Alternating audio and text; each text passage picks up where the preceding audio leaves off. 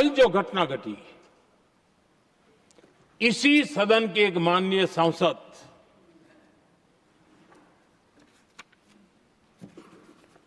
कांग्रेस के शातिर दिमाग जिनका है, ऐसे एक युवराज ने उनको गद्दार कह दिया। अहंकार कितनी सातवें आसमान पर पहुंच चुका है इनका। और कांग्रेस को छोड़कर के कितने ही लोग निकले हैं, कांग्रेस के कितने टुकड़े हुए हैं, कई लोग दूसरे दलों में गए हैं, लेकिन औरों को तो किसी को गद्दार नहीं कहा उन्होंने।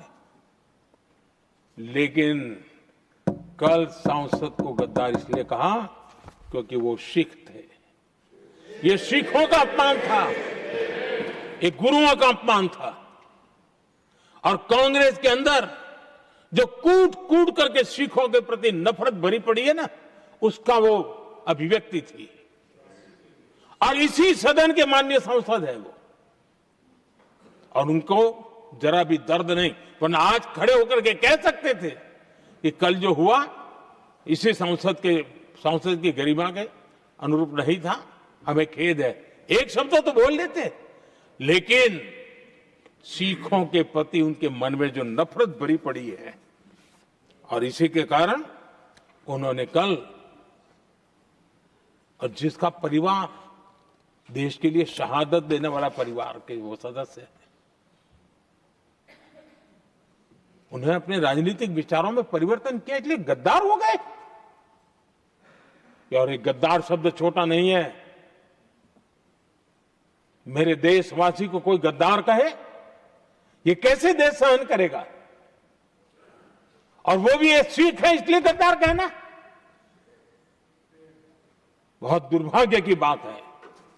और ऐसे लोग कांग्रेस को नहीं डुबाएंगे तो क्या करेंगे?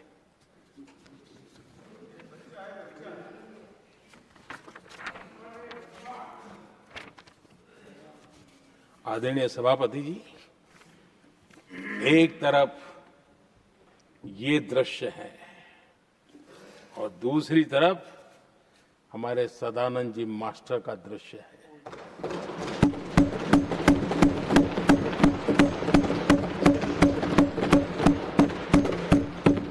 राजनीतिक विद्वेष के कारण उनके दोनों पैर काट दिए गए। भरी जवानी में दोनों पैर काट दिए। कटे हुए पैर से जिंदगी गुजार रहे हैं, लेकिन संस्कार इतने ऊंचे हैं कि वाणी में भी अपशब्द नहीं निकलता है, बर्तन में भी कटुता नजर नहीं आती। गर्व होता है। और कल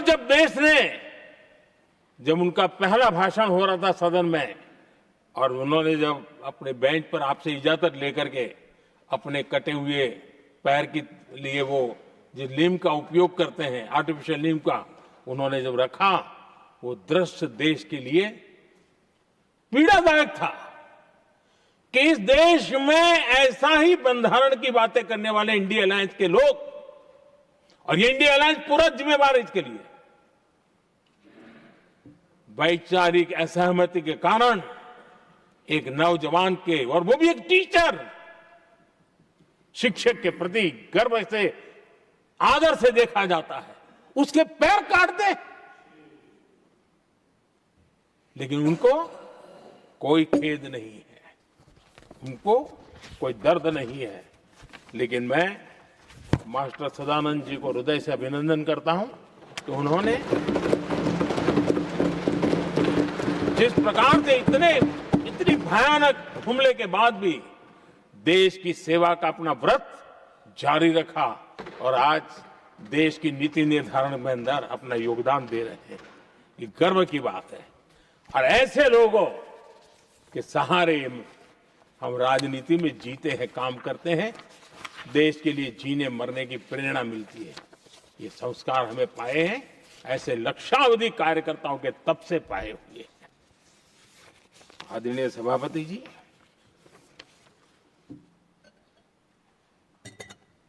इन दिनों